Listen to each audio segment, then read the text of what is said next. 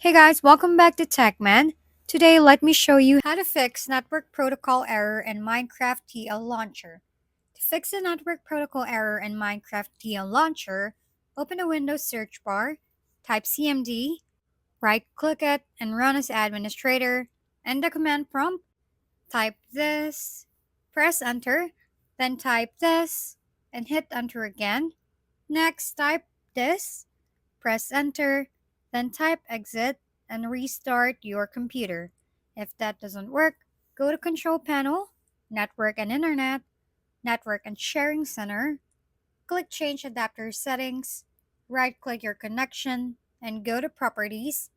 Double-click this and select Use the following DNS server addresses, then input this and this, click OK, and you're done.